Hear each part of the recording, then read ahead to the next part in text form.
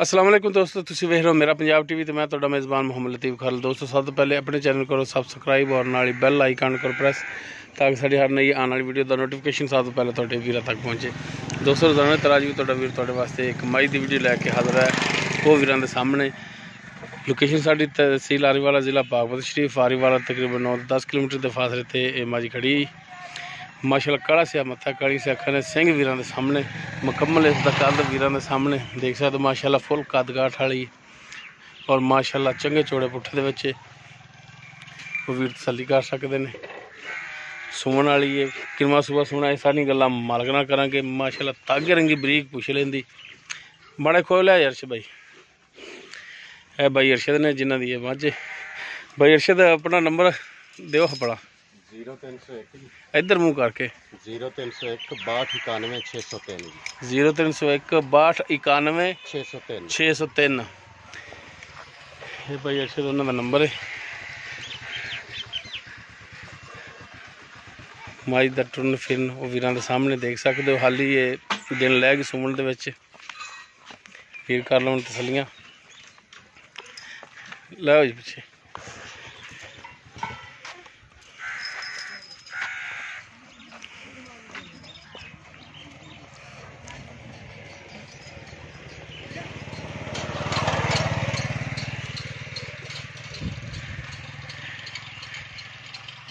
करना हो भाई अरशद तुन्नी कोली देख सकते हो। माशाल्लाह बिल्कुल प्लेन पेट है इसका। माशाल्लाह नस्लजात वालों मझ पूरी है।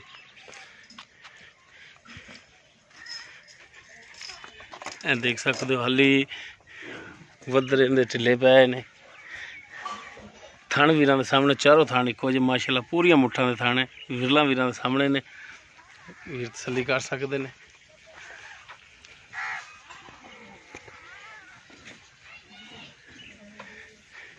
जी अरशद भाई जी भाई मझ आप जी दिखा रहे हैं इन्हें किनवा सुआ सुना होना दूसरा सुआ सुना है गारंटियां गारंटी शुदा ठीक मारदी होवे थान खराब होवे वो साडी जिम्मेदारी होवेगी साडी मैं वापस कर दिया भाई साहब। अच्छा पिछे दा मसला होवे थान च मसला होवे मझ थोड़ी काबले वापसी है दुध देवेगी 15 लीटर लेकिन ऐसी 14 लीटर दवांगे तो इन्हां आराम नाल करन वाली है। 14 लीटर मझ दुध ना देवे फिर भी काबले वापसी मेरे किले ते बन जाएगा। ठीक हो गया जी क्योंकि थोड़ी घर दी थोड़ा व्यापार दा काम है नहीं नहीं जी थोड़ी घरेलू मझ है। हां जी मैं ते कट्टी पाली है जी सही हो गया जी।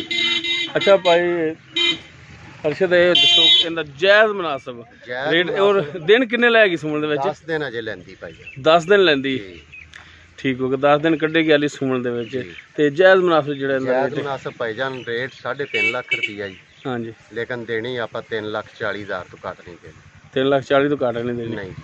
बाकी कोई नंबर थोड़ा ही है विच अगर कोई भरा थोड़े नाल राबता कर लिया जे कोई प्यार थोड़ा घना कर लांगे। हां नहीं मेहरबानी कर लेनी चाहिए है करांगे इंशाल्लाह किराया बड़ा तो चलो इन्ना तो होना चाहिए जी करांगे इंशाल्लाह।